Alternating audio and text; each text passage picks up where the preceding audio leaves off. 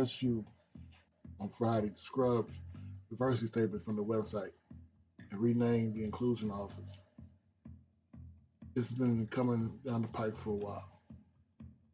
As you can say right now, full confidence, this is going to be something to be run upon next year in 2024. You're going to hear more about these kind of policies, especially because of affirmative action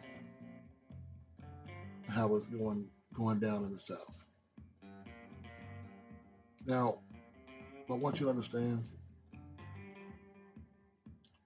for LSU State, they renamed their Division of Inclusion, Civil Rights, Title IX, and dropped diversity language from the website. LSU President William Tate announced the university will be renaming its Office of Division of Engagement, Civil Rights, Title IX, as part of a shift to focus on engagement across the system. Engagement is defined in several ways. We use two forms of definition. For us, it represents a two-way process that enables change on both sides.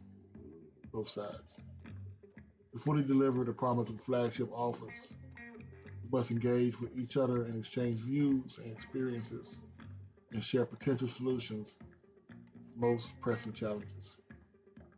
Second, engagement reflects serious commitment to the students.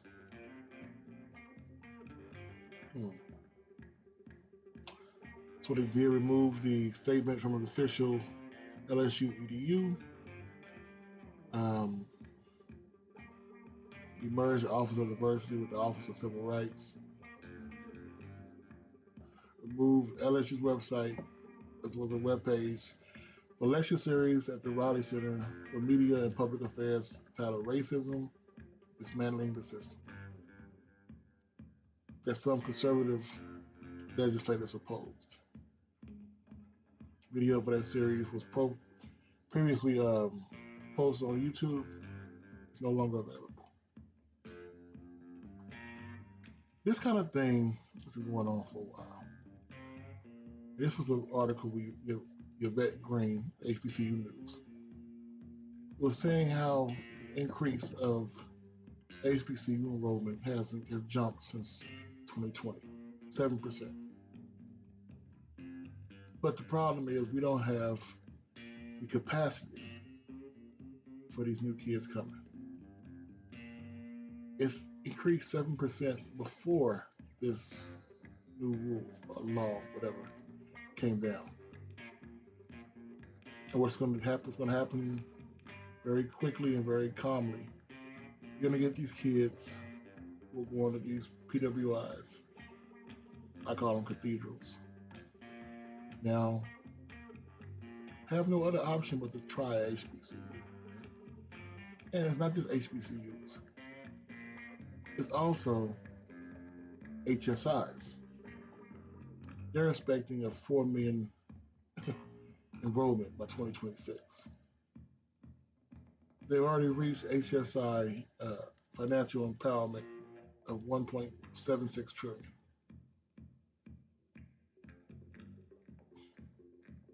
Now the kids who have been flooding there regardless of the last couple of years, now going to be flooding there even more. But the one thing HSIs and HBCUs have in common, we have to get our capacity up. Now, yeah, we understand both have political issues, but both also have joint problems and joint fights that they are taking care of. Both are marginalized. Both have never been segregated. Both face the big fact we have to get more capacity for these kids. For years, we sat there and cried about inclusion. It's coming down the pike, whether you want to hear it or not. We are going to be separate but equal. Either legally or just by happenstance. international students coming to HSIs and HBCUs. It's starting to flood. Because on these applications now, the schools cannot use race or any gender, any kind of equality thing to help pick the students. The students can use that on their application, but they can't be chosen by it. So what are we going to do when these kids have to come home? We've cried saying we want them home. But what happens when they have to come home? How do we build up our capacity so when they do come home, they have somewhere to sleep? When they do come home, they have somewhere to rest. That's the challenge of 2024. Not how to get them home, how to make them feel home. I'm out.